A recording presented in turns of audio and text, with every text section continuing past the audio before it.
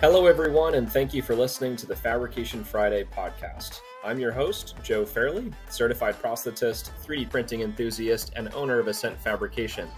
Fabrication Friday is an all-around fun time where I talk about 3D printing applications, conduct interviews with industry leaders, and much more.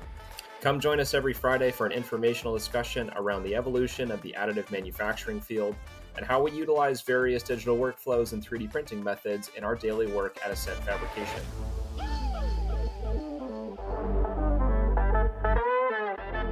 How's it going, everyone? Thank you and welcome back to the Fabrication Friday podcast. I'm your host, Joe Fairley. We're going to be trying something out a little bit different today. If for those of you who are watching the video, I do have up on the screen here a nice blue backdrop. We're going to be showing some new pictures and video of some of the prints that we're doing, some live video of the actual print happening, as well as some finished pictures of the actual products themselves, just so that we can start talking about these different devices, talking about the little nuances of how we're printing them, and then give a little bit more of a personal experience into some of the people that we're talking with and showing off some of these devices. So today, I wanted to address some kind of housekeeping things here.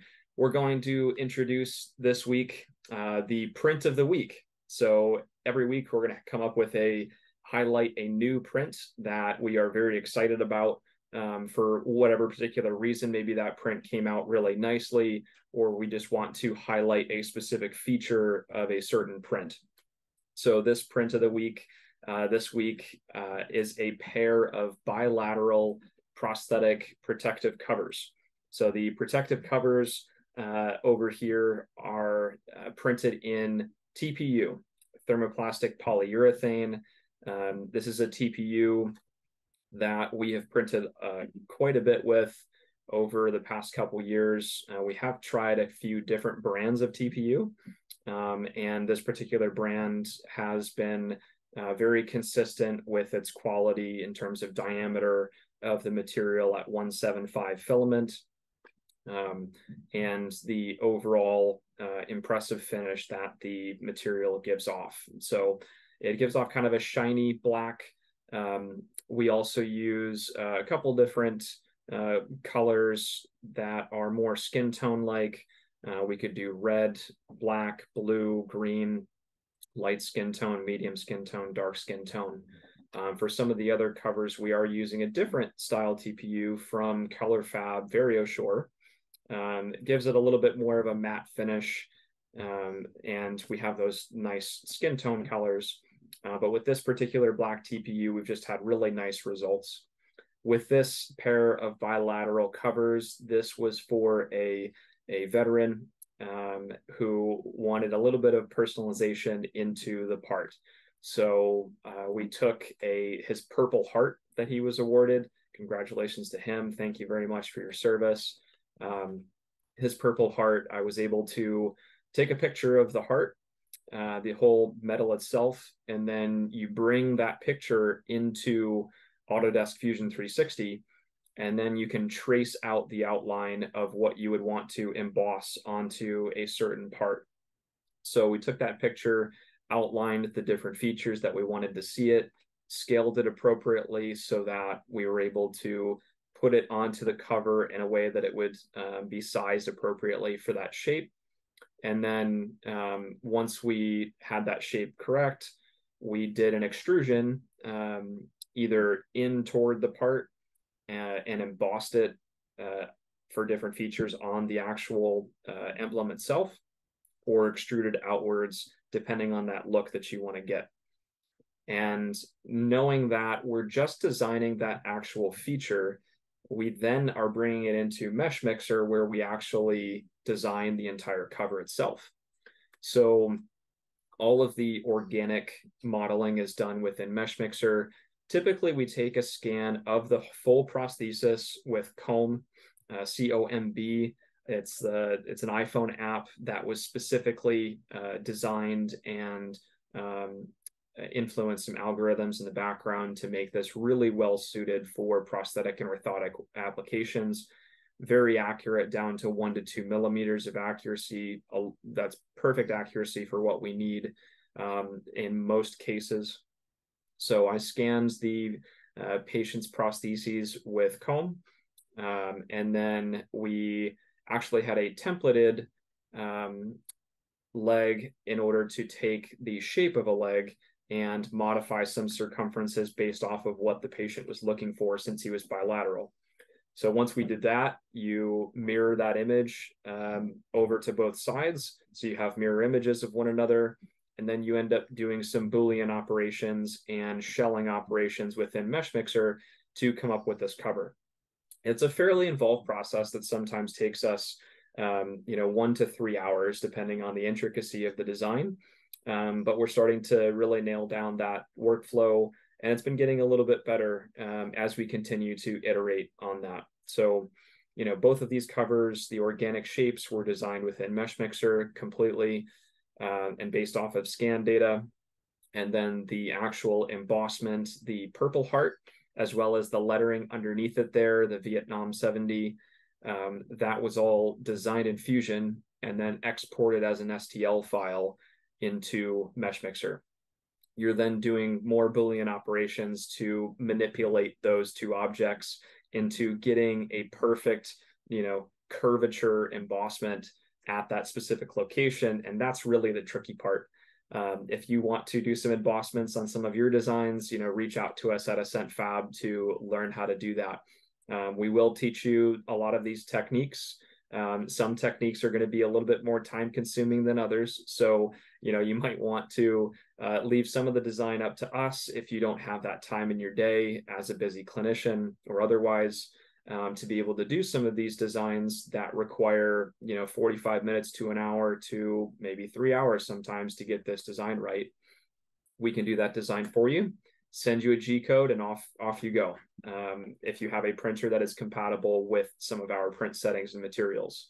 So we'll come in and go for a training for 2 days with you on site with your printers. And right now, during the month of July, we're actually running a promotion that you will receive a free artillery sidewinder with the purchase of an in-house training. So if that sounds enticing to you guys, reach out to us today before the end of July here to learn more about that special. The artillery sidewinder is a wonderful desktop out-of-the-box printer for the size and features that we're looking for. It's perfect. 300 by 300 by 400 millimeters of build volume, perfectly big enough to print out, I would say, 75% of the devices that we're looking to print. Now, there's some, different considerations based off of what you'd actually want to print with those types of printers, but they can be a very useful tool. We have 2 of those printers ourselves, and they're running almost every single day on various different devices, namely flexible inner sockets with TPU and ColorFab's VarioSure, as well as prosthetic covers, namely, and SMOs, lower extremity orthotics. We can get most of those on the plate. Solid ankle AFOs are going to be a little bit more tricky, but sometimes doable, especially in pediatrics. Inner boots, foot orthotics, polypropylene, or VarioSure TPU are great as well. Great applications for that. So, with all that in mind, again, reach out to us if you're interested in an in-house training and for learning more about how to do some of this design work for covers like this. So with these covers, just wanted to go over a couple other little stats on them. The outer shape is just about 2.5 millimeters thick. It has a posterior slit and some magnetic closures, which are really, really nice and useful. Make it easy, snap on, snap off, can be removable for the patient. So, that's extremely useful for them to be able to either use it when they want to or not. And then inside, there's actually a shorter inner cover that directly mates on the inside of it with some of the prosthetic componentry. So about a kind of 2.5 inch to 3 inch section that would be the exact shape from the distal end of the socket down below the first tube clamp. and onto the pylon. So that's kind of the overall height of what that inner portion of the cover would entail. The inner portion of the cover is printed on the Filament Innovations Icarus or Kratos 3D printer. It could be printed on other printers as well, but I like using the Filament Innovations printer with the 2.5mm nozzle for that case because it prints in an hour and a half. So, we could, print out a full cover in a very similar sense in about 2 to 3 hours. We've done that before as well. So that's really enticing with the Filament Innovations printers. And that inner cover is about 185 grams. So just looking at those material costs, 185 grams, extremely light. The outer cover is only 360 grams. So, you really all in at 535 grams, 545 grams, really, really lightweight cover. It's not going to add a lot of bulk or anything like that because we actually design it specifically to the patient's contralateral limb. Or we can take one of our library shapes of limbs that we know looks nice and just modify those circumferences in order to get that result that we're looking for. So that is our print of the week, bilateral TPU covers. So now getting on into today's Fabrication Friday, I really wanted to kind of just further introduce myself, my own pathway into the 3D printing industry in general. It's been quite the unique one, specifically because I'm a certified prosthetist and board eligible orthotist.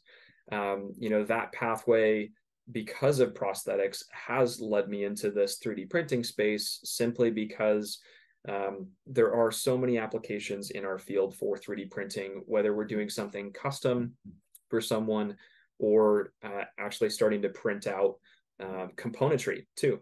This could be started to be used for components.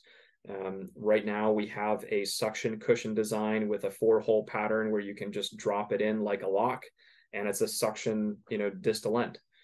We also have a lanyard lock that is the very similar design with the 4-hole pattern with barrel nuts that drops into the bottom of a socket.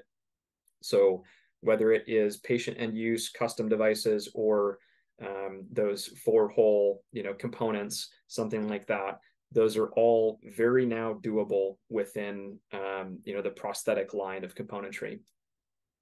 So getting back to my kind of starting point in 3D printing, back in 2015, I was a senior at Siena College in Albany, New York, here in Loudonville, really.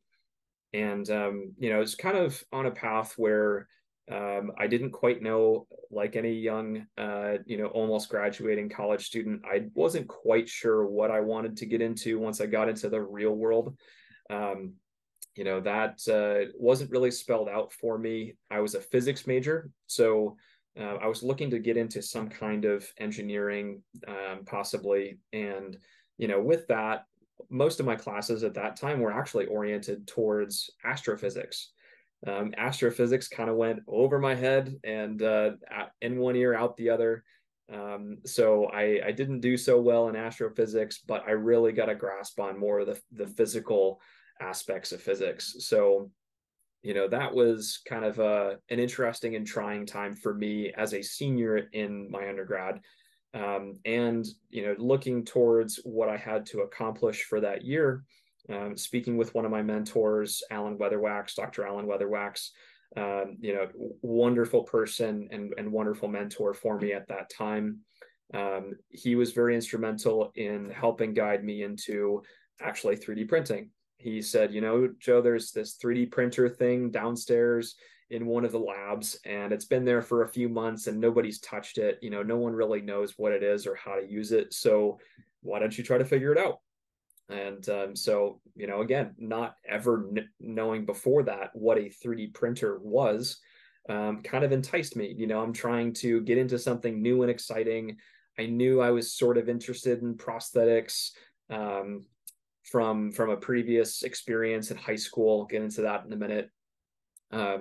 But really just wanted to, find out more about prosthetics because I saw some things, from Enable, actually, that was happening in 2015, the Enable global, Google community was starting to get organized by John Shull out of RIT, Rochester Institute of Technology here in New York. And I was just intrigued, wanted to see what these 3D printed prosthetic hands were all about, see what that entailed. How do you 3D print a hand?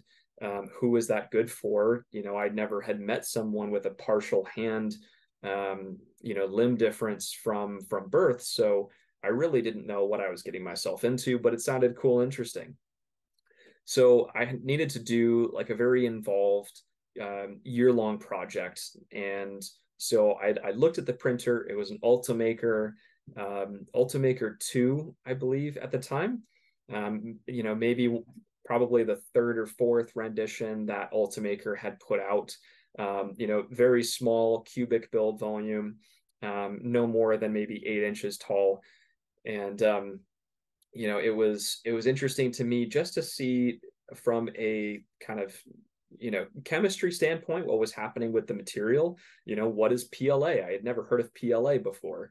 Learn about that material and its glass transition temperature and melting point. And I tried to get way far into the physics aspect of that. And then it was, we're trying to cool it down and solidify it. And how do we do that appropriately for a part that's going to be, needs to be strong and have some structural integrity. It was a trial by fire, fly by the seat of your pants kind of learning technique for me, because again, no one else at Siena College at the time really had any experience with this. So I was learning completely on my own. Was looking around probably at YouTube videos to try to see, what was going to be doable, and looking to anything and every resource out on the internet for what was 3D printing at the time back in 2015. At that time, there was a project called InMove, INMOOV. At that time, it was a fully articulating robot from the torso up. And so it had robotic arms, it had a head that swiveled. And so I tried to take the arm, and just from the forearm down, there were servo motors in the forearm itself that would articulate all the fingers. And then I actually hooked it up to an Arduino board and was able to write simple code to be able to articulate all the fingers. So that was kind of and I should mention too, I don't know if I said that earlier, but it was all 3D printed. So all the other components, aside from the electrical components, was completely 3D printed, again, out of black PLA at the time. So very simple types of printing going on there too. But again, not really knowing what PLA was even supposed to look like, what were the print settings. I was using Ultimaker's Cura back at that time, and learning quite a bit about just how the 3D printer functioned. I didn't really understand the extrusion, flow rates and percentages and speeds that I should be at. So at one point, I think a nozzle got clogged or something. I was always having problems with nozzle clogging. I'm not too sure that it was really the nozzle clogging that was really the problem back then, but that's what it seemed like the problem was. So what did I do? I took apart almost the entire printer and tried to figure out the root cause of the problem. And by doing so, again, I learned a lot about how the printer functioned, where all the parts and components were supposed to go, and really got my hands dirty with figuring out, just on a very general level, what 3D printing was back then. So what originally got me interested in prosthetics was I'm a runner by trade. Athletically, in high school, I was a track and cross country runner. Here in Saratoga Springs, New York, we had a really good high school team. Our coaches, the Kranicks, husband and wife duo, definitely had their way of coaching that was really beneficial towards getting you as far as you could go in high school. And I learned a lot underneath them, and got to do a lot of very, very cool things, and met some cool people and traveled to some cool places. So when I was a sophomore in high school, during the summer, we would go on a training trip out to Chula Vista, California, to the Olympic Training Center out there. So very fortunate to be able to train there. That's where a lot of the Olympic athletes in those summer sports end up doing that training. Particularly the track athletes. Rowing, I know, goes on there as well, and some motocross and soccer and some of the other spring and summer sports. So we had the very fortunate opportunity to be able to run on the track there. And I was finishing up a workout one day around the track, and all of a sudden I hear this pitter patter come behind me. And I'm like just jogging at that point, and heard this pitter patter come up, and I'm like, turning around, like, what is that? And all of a sudden I see this bilateral below the knee Paralympian sprinting by me at full speed. I mean, that was, to me at that time, that was the coolest thing ever. I had never met anyone like that, never saw anyone running like that too, on these curved, black looking J-shaped feet, now we know as prosthetic running blades. And so that was just a really cool aha moment for me to, back in high school, that I knew that I wanted to work with people like that, with limb differences, that, were super athletic and really interested in staying healthy and active. I've always gravitated towards working with those types of patients, for the most part. Have a lot of fun. I've made some running prostheses, in my clinical tenure so far, and just really enjoy that aspect of working with patients. So, that kind of got me interested in prosthetics. And through this project with Sienna, that really kind of started to open up some doors for me, start to get more interested in prosthetics. I was getting very deeply ingrained within the Enable community. I actually started a movement within the Enable group to have these college chapters. So we would meet like once monthly with other colleges around the country, that wanted to have these, student clubs, basically, that were, the oversight was this Enable group. And, learned a lot by getting involved with Enable, saw the good things and the bad things that were happening. Mainly on the clinical side of things, we wanted to stay a lot more clinically oriented than some individuals were within the group. And that's how I got in touch originally with Jeff Aaronstone, CPO, and a wonderful mentor of mine throughout my prosthetic career, as well as in 3D printing. Jeff was also 3D printing before 2015 in his practice, Mountain Orthotics Prosthetic Services, in upstate New York here, and with his nonprofit Operation Namaste.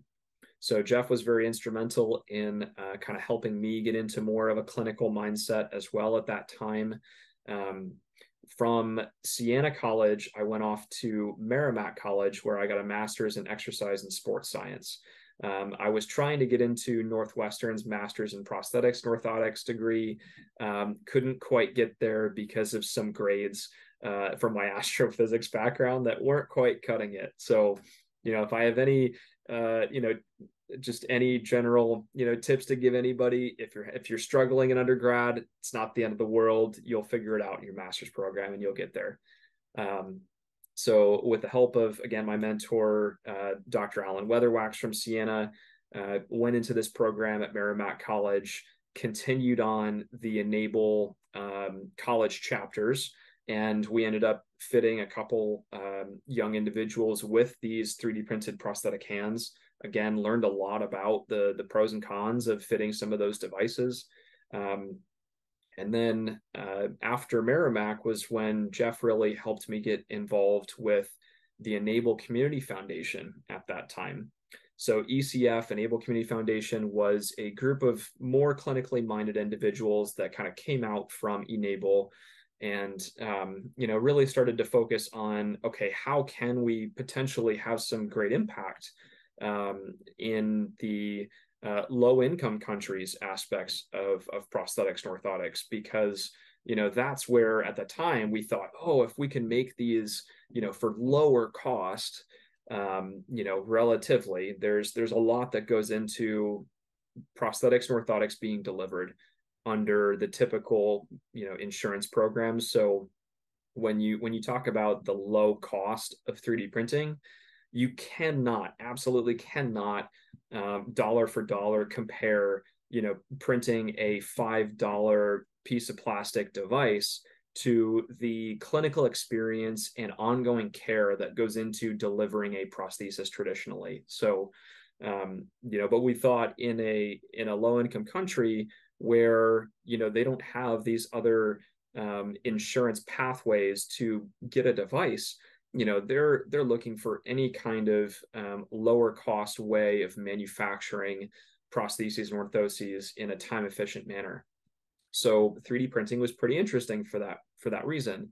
Some of the materials in 2015, 2016 still weren't quite there. Obviously, PLA is not really the material that you really want on a patient end use device, just simply from its structural characteristics. It's definitely not durable enough to go out on a patient for any length of time. So we learned a lot by starting to look into how could we implement this in a low income setting. A few of the other Enable Community Foundation individuals had already started looking into this one clinic in Haiti, in Port-au-Prince, and Healing Hands for Haiti was very instrumental in partnering with us at ECF to come up with this program that we wanted to implement, where we worked directly with Ultimaker. Thank you to Ultimaker back then for sponsoring and donating a lot of those 3D printers and materials at the time. That was enormous effort, and was very instrumental in helping us with that project. So we brought 7 Ultimaker 2+ extendeds, I think it was at the time, that had almost, I think, 14 inches, don't quote me on that, somewhere between 14 to 16 inches of build height capacity. So that was nice that we could do larger prosthetic sockets, get into maybe some lower extremity orthoses. Didn't know a lot about those at the time, how to print them. Maybe some prosthetic lower extremity sockets, just starting to figure that out at that time as well. So we had the printers, we had some material. Leading up to us actually going to Haiti, Ultimaker brought myself and an individual, Joshua Coots, from the Victoria Hand Project. Victoria Hand Project, if you haven't heard of them, check them out. They are hugely instrumental in the Canadian nonprofit space for upper extremity prosthetics still currently. And through Ascent Fabrication, we offer their upper extremity device now in the US. Again, they primarily target the low income setting, patients who couldn't otherwise afford a device. So Josh and I were actually trained at Ultimaker headquarters in Geldermalsen, Netherlands. So that was an amazing experience, going to their HQ and seeing all that production going on, and just that first setting for myself of being in a space where there are a lot of other people working on 3D printers. I mean, that was amazing to see at that time. This was, again, 2016 leading into 2017. So a lot of this desktop 3D printing was still, being learned about and understood, and how best do we implement this and for what purposes. So that was a really cool experience, getting trained by Ultimaker on their printers, so that when we went to Haiti, we were prepared fully to integrate this 10-day training program that we had for the Haitian prosthetist orthotist that we were seeing there at Healing Hands for Haiti. So Josh and I came up with this 10-day program where we were going to teach them from start to finish 3D scanning, digital clinical modifications, I believe at the time we were using what is now Oser Design Studio, was Standard Cyborg Design Studio in their beta stages, really early on. Really excited to work with those guys over there, Jeff Huber and another individual that were really instrumental in helping us, utilize that software in that setting.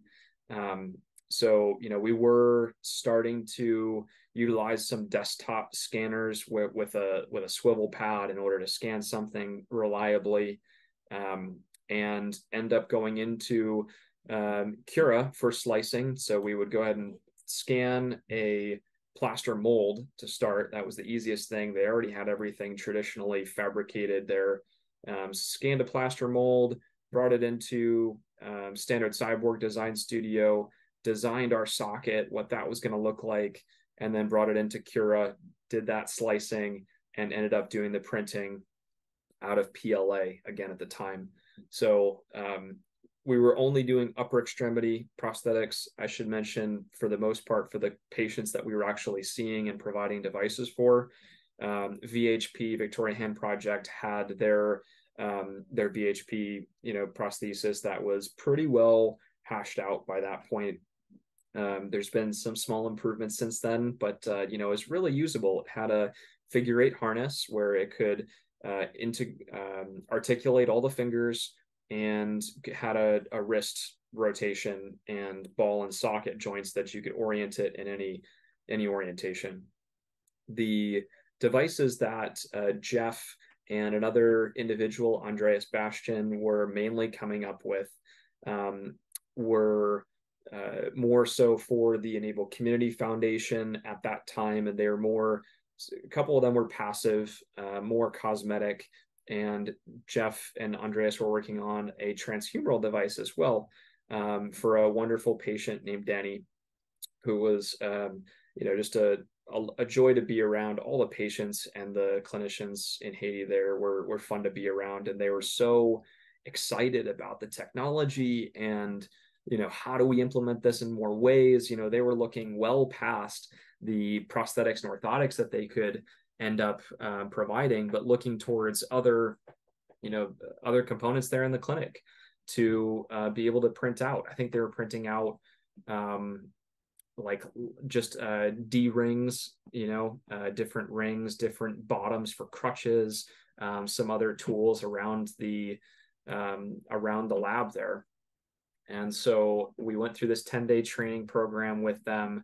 A couple of them caught on really well. If you've listened to one of the previous episodes, I had Cindy Laurent on, one of my good friends and Haitian prosthetist, orthotist. He took to it really, really well. And that program continued on for a number of years. Effectively, it was still going on until this past year, when things started to get really bad in Haiti with the political climate and some other things going on. So, we had that ongoing relationship with them. I returned after that trip 2 other times, one time by myself, and another time with a few other people. And, that's a whole separate story that we can get into at some point personally, if you're interested in learning about how to go to Haiti. That was quite the experience, just getting through customs with 7 3D printers and rucksack black bags. It was definitely an eye-opening experience, and I learned quite a bit about being in a foreign country like that. So, just an experience overall. But had a great time over that period of about 2 years, where I helped lead some of that project from afar as well. We had some other individuals. We had Tyler Bray on as well, and Peter Larson, who now works at Form Labs, actually. They helped us out, went down there when I wasn't able to go down to Port-au-Prince, and continue to run this program so that we could help make it more and more sustainable as time went on. And to that point, it was fairly sustainable in the way that we built it up. So, it can be done. There are a lot of logistical issues that would have to be overcome, namely shipping logistics, importing and exporting goods, and then just the cost of doing that, the time of doing that was really probably the biggest factor in some of this, getting them the materials consistently.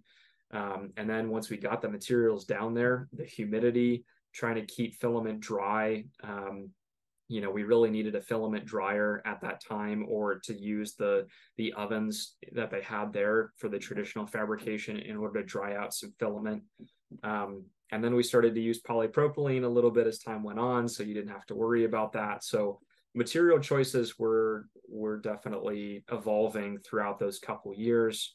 After my involvement with the ECF, I wanted to really get into prosthetics and orthotics. So I did a lot of shadowing in the time from when I graduated from Merrimack College and before I was going to go into Northwestern University for their prosthetics and orthotics master's degree. I also worked as a prosthetic technician for a year and a half at a local company here in upstate New York, and learned a lot about what that traditional fabrication was like, how to implement that with clinicians and patients, and what were all those little nuances about what people were looking for. And then I had the opportunity to go to Northwestern, which was an amazing experience. Learned a ton, getting us prepared for our clinical exams.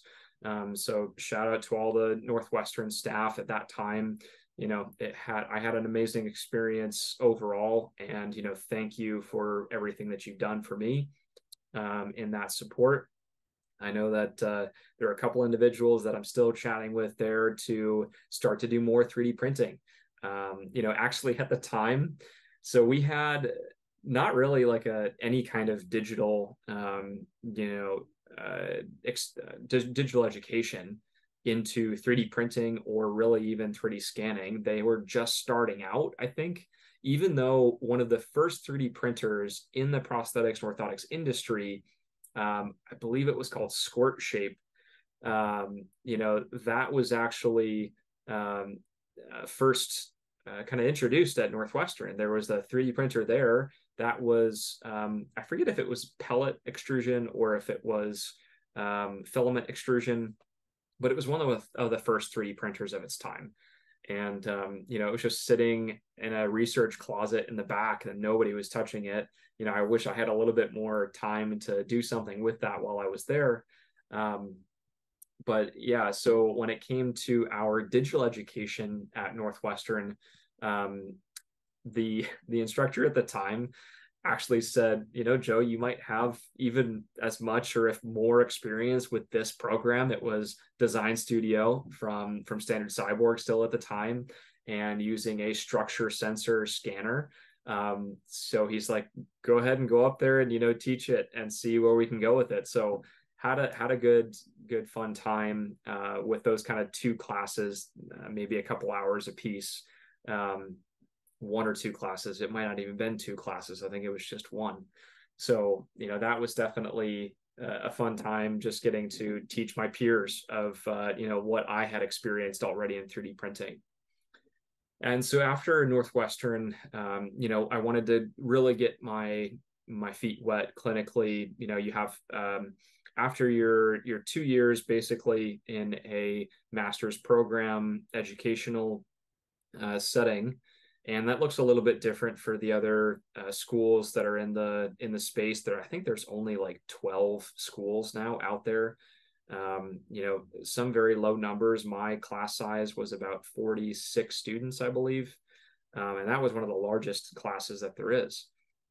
So, there aren't too many schools to go to for this, but after you get through that program, you go into a residency. You get either a 12-month residency in prosthetics, 12 months in orthotics, or in some cases, you might go for 18 months in prosthetics and orthotics. So, that has some implications based off of where in the country you want to be in. So I know like Florida doesn't accept an 18-month residency.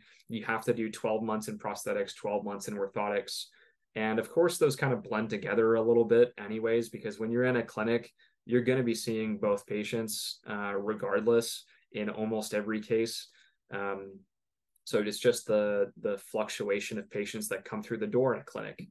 So when if any, P&O students or people who are interested in prosthetics and orthotics are listening to this, definitely take your time to look at a residency site to make sure it's the kind of experience that you want to have in residency. You're going to get a fairly good experience overall, no matter where you go. You're going to be able to see patients. You're going to be doing some fabrication a little bit. And depending on where you go, you might be doing some 3D printing and CAD design. So, depending on what you're looking for, definitely do your homework and figure out where you'd want to go. So I went down to Savannah, Georgia, of all places. Never been in Georgia before, never been to Savannah. And with my prosthetics director there, Ryan Fan. Ryan is a former Paralympic athlete himself. That's kind of why I sought out that residency, because he's one of the founders of Amputee Blade Runners. Amputee Blade Runners, again, if you're an amputee listening to this and you're looking to get more active or just, would like to look into running prostheses in general, Amputee Blade Runners does a really nice job with their offerings in a nonprofit sense. So Ryan taught me a lot in terms of, what to look for high activity prostheses, but we also saw a lot of, other people who weren't so active. We were actually within a vascular clinic. So that was pretty interesting to be able to directly interact with the vascular surgeons. On several occasions, I was actually invited to go into the OR with these surgeons, and we were talking about where the amputation levels were going to be and what was best for the patient for some componentry, thoughts around it too. So I thought that was a really special and really unique opportunity to be able to work directly with surgeons like that, doesn't happen in a lot of cases, but I think should. With the amount of amputations that are happening now with diabetic patients across the US and elsewhere, that's about 80% of our patient population, and it's only growing, unfortunately. Lower extremity amputations, particularly below the knee, they might start off with a partial foot amputation and just kind of work their way up because they have either peripheral vascular disease, peripheral arterial disease, or just other complications from, diabetic foot ulcers that just don't heal. So, while that prevalency is unfortunately growing, I think it's extremely, useful for us to be able to work directly with these surgeons who are seeing these patients, go to those patient visits with that surgeon and talk about some of these things before someone has an amputation, because that can kind of help prepare that patient for what is inevitably going to happen, unfortunately. And in a lot of cases, patients don't want to hear that, right? They don't want to hear that they're getting their leg amputated. It's a hugely traumatic experience for people. So the more people that they have in their corner kind of helping to guide them in some decisions, I think is only benefiting everyone.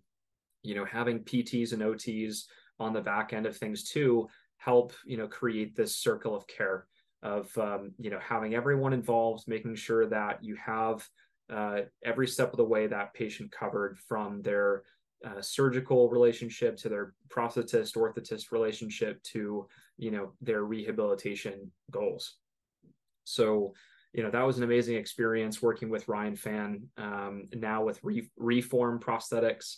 Ryan's doing an awesome job, with his patients down there. Check out Reform Prosthetics if you're in that area. And, he made me stay completely not digital during that entire residency. I remember he was using Willowwood's Omega and scanning with a structure sensor at the time, I think Mark 1 or Mark 2, something like that. And, he was like, what, you're going to go completely not digital and you're going to get all those skills down and you're going to master that until I say so, until, we can get you into the digital space. Because if you don't master those traditional things, then you won't know how to translate that to the digital world, which I wholly agree with. There are a lot of traditional fabrication techniques and clinical modification techniques that do have to be directly transferred in that knowledge of, how we're supposed to fit a prosthetic or orthotic device clinically. So it's not just, shelling something out in Mesh Mixer and calling that a prosthesis. That doesn't work. You're going to have a lot of patient issues that way if that's how you're providing care. But you really need to take into account those clinical applications. What are the patient comorbidities? Why are you deciding on a particular suspension mechanism for a prosthesis? So, with my background in the technical side of things and then getting into my residency and doing the clinical side of things, I was looking to actually come back up to upstate New York. That was about 2019 into 2020, leading into COVID. That was, not an experience anyone else wants to go through again, obviously. But I was fortunate enough to work with the same group that I was a technician for throughout COVID in my orthotics residency, and then passing my CPM exams for ABC certification in prosthetics, working as a certified prosthetist. I should mention too that when I started as a technician, I guess we're rolling back a little bit now. When I started as a tech, this was still like 2016, 2017, where I had some 3D printing knowledge and CAD experience. So I was able to start these 3D scanning, digital clinical modifications, and 3D printing for that clinic back then in 2016, 2017. And we used it, for a lot of different things, for covers, for flexible inners, for test sockets. And we were using a Raise 3D. I think it was an N2 plus back then. So the extended version, plenty of build volume. I now have a very similar printer, the Raise 3D Pro 3 Plus. We were doing 3D printing back then for prosthetics and orthotics. So when I came back as a clinician full time, I really wanted to get into, okay, how do we make more durable devices? How do we use this every single day in our clinic? And so there was a company, PVA Med, that was actually right down the street from us in Half Moon, New York, that had created this printer, the Emergence Pro, that was a little bit taller and a little bit cleaner, I would say, than the Raise 3D at that time, had a lot less issues mechanically with it. And they were marketing it as the test socket machine, right? So they had a proprietary 1.5 millimeter nozzle, very large build volume, and they could print, a below knee or above knee test socket in a matter of 6 to 16 hours, I would say, about, BK to AK, small, large. And that was pretty quick back then. We were now printing in vase mode, which I really didn't know about until I got into printing with PVA. So we were printing a lot in vase mode. Vase mode printing is one continuous travel path on the outside shape of your model. So depending on how thick you shell out the model, 3 millimeters, 4 millimeters, 5 millimeters, whatever, it's going to be laying down that one continuous shape for the entire print in a circular manner until it gets all the way up to the top. So from that, you're not going to be printing trim lines into a prosthetic socket because you have to finish all the way up to the top of the trim lines, and it needs to be a completely flat surface. So we were printing PETG, very clear from my standpoints. Some clinicians are a little bit more wary about, I can't see completely through the test socket. Well, when a patient has a liner on, you can't see their skin anyways. So what's the big difference of seeing through a socket or not? I think there's other ways to determine amounts of pressure within a socket. So for me, the difference in optical clarity, because we were now printing layer by layer, wasn't that big of a jump at all.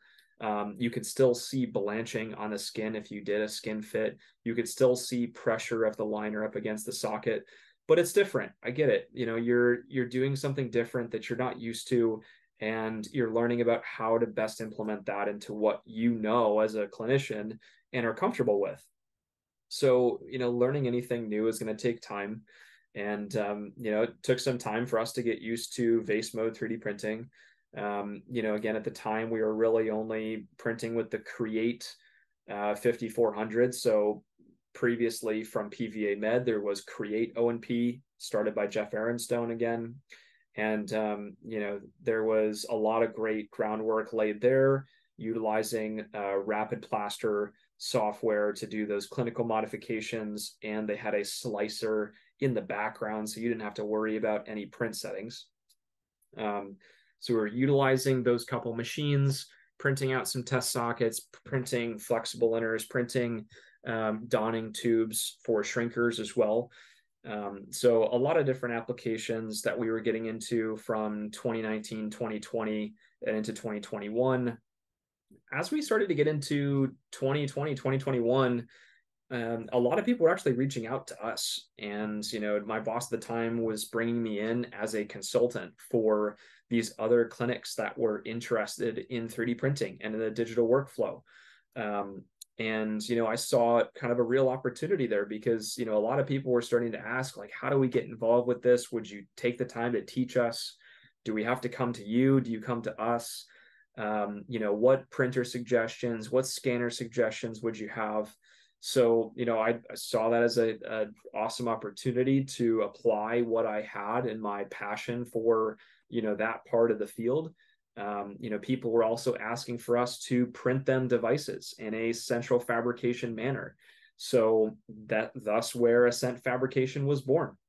I separated from that company and started Ascent Fabrication on my own to, really try to get towards, this level of education that the clinicians are expecting, and looking to, offer that training and education, a resource for support with materials, hardware suggestions, 3D scanner suggestions, training in the design side of things as well, and then offer central fabrication services for people who just want to be able to, receive a device. So that's where we're heading with Ascent Fabrication, really setting the standard for how and when and in what ways we implement 3D printing.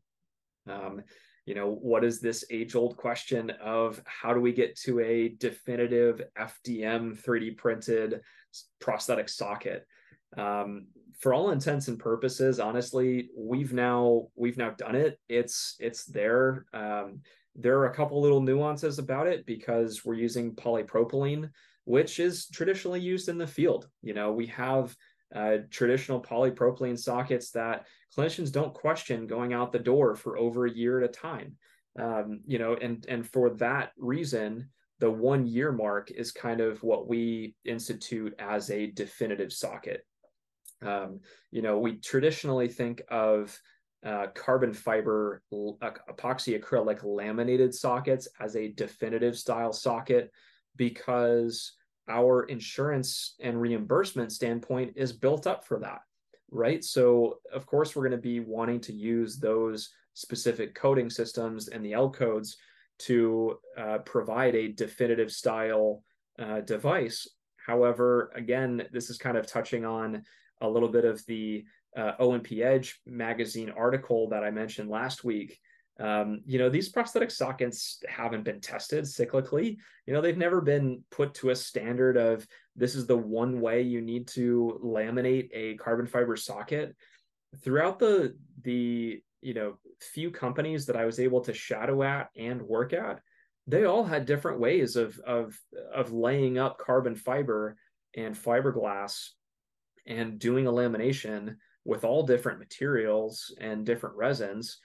So there's really no standard in our field for fabrication that way. And it's quite difficult to do though, because it's such a, custom way of doing things and not, I wouldn't really say scientific. We don't have actual numerical pathways to know how much resin we're putting into a laminated carbon fiber socket.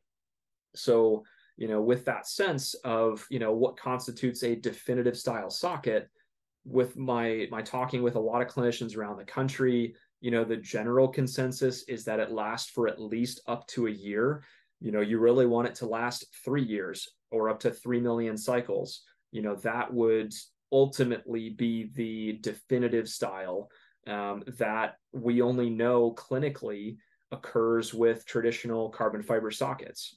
So, hopping off my soapbox there a little bit, but, I think that just has to be out there and said that you can make a prosthetic socket from polypropylene right now that can be 3D printed through FDM manners. We do it all the time here at Ascent Fabrication. We've had individuals on these sockets for more than a year now, and we've tested it for lower extremity orthotics, actually solid ankle and articulated polypropylene FDM, for over 1 million cycles. And so with that clinical experience, as well as the little bit of cyclic data that we do have, I am fully comfortable with our polypropylene sockets being termed definitive. Now, obviously, that throws into the aspects of, well, we don't have the L coding system to help reimburse for that. Let's talk about that at another time. Let's reach out to me specifically. Let's chat about why and how we need to code different devices. Ultimately, you're going to be losing out on the L code for an epoxy acrylic resin lamination, and you're just not going to get around that, right? We're not using epoxy acrylic. So, because of that, that's one code for a few $100s that's out the door. Now, if we're using the ultralight materials L code, that's a whole different story. Yes, it does reference carbon fiber that goes into the lamination buildup for prosthetic sockets. However, it does say or equal on the end of that code.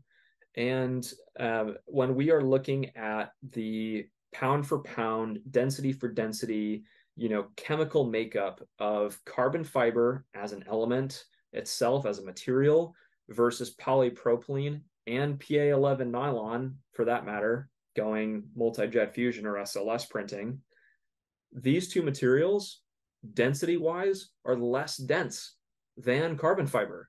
So they're less weight, right? With that same volume, say you take the same volume of prosthetic socket, you're going to have a lighter device.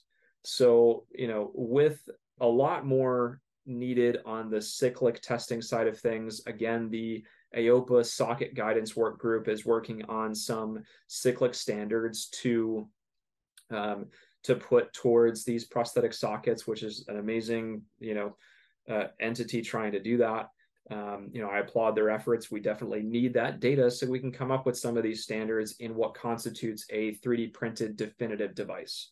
Although I feel perfectly comfortable right now with these prosthetic sockets going out the door and being used for at least up to a year, some other people might not be, and I get that. But let's talk about some of those nuances, what it works for, what it's not good for, and, see what possibilities could come up with. There are other materials out there that have carbon fiber chopped, or a powder mixed in with another material. In my opinion, sure, you're adding carbon fiber in there. All it's doing is making it stiffer. It's not really adding a ton of structural stability to that print that is, pound for pound different than what this polypropylene is. Again, challenge me on that, have some data, come forward with a particular carbon fiber filled polypropylene copoly mix, whatever, and let's see the data on how much better it is even compared to a traditionally laminated socket. That's something that, of course, I would like to do at Ascent Fabrication. I really feel strongly about having that data. So, we're working towards doing that as well. But again, throughout this 3D printing journey and me starting Ascent Fabrication, a lot of my focus has been around how do we make this accessible for clinicians? What different applications does it have outside of prosthetics or orthotics too, right? We're at Ascent Fab, we're getting well into other applications. We've done some things in the marketing aspect of things. We've done some signage. We're about to do a 6-foot long sign on our black belt 3D printer, which is going to be a really cool project. Look out for that. And then, a lot of other applications that 3D printing obviously has in other spaces, right? So it all depends on the printer you're getting, the types of materials, what type of print quality you're looking at. Maybe FDM is for you, maybe it's not.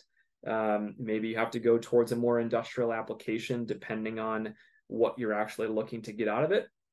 But talk to us at Ascent Fab. Let us know, what you're looking to do.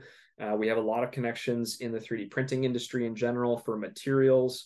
We resell the 3D printing filament, namely the Color Fab VarioSure, a few different TPUs, PP Prints polypropylene, some PETG as well, and getting into some other exciting materials.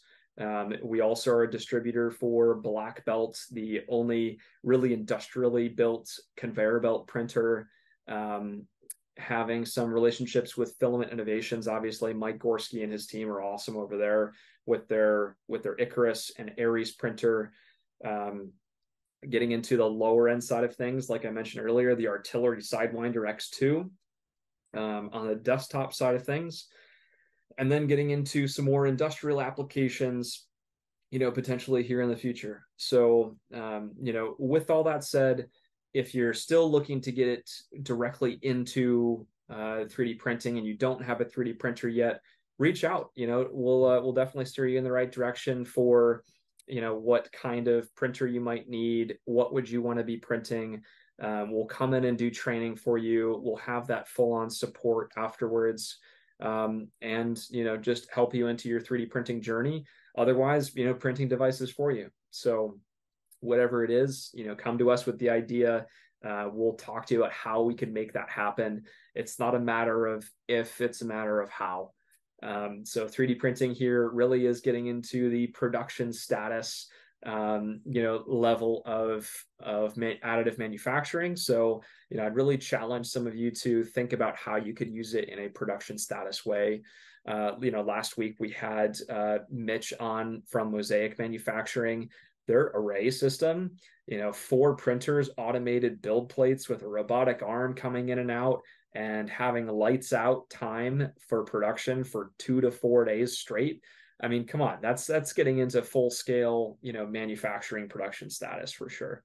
So I'm excited for, where 3D printing is headed, really wanting to get involved with other 3D printing companies who are interested in coming on the podcast. Reach out if you'd like to chat with us here. And I did want to end with our new little segment as well. So we started out with the print of the week. I want to end the podcast rather with our tech tip of the week. So our tech tip of the week right now is when you're printing TPU, we have found that almost no cooling, very low cooling fans, cooling percentage is better for more durable TPU prints. So we found that they're stronger, they have better layer adhesion.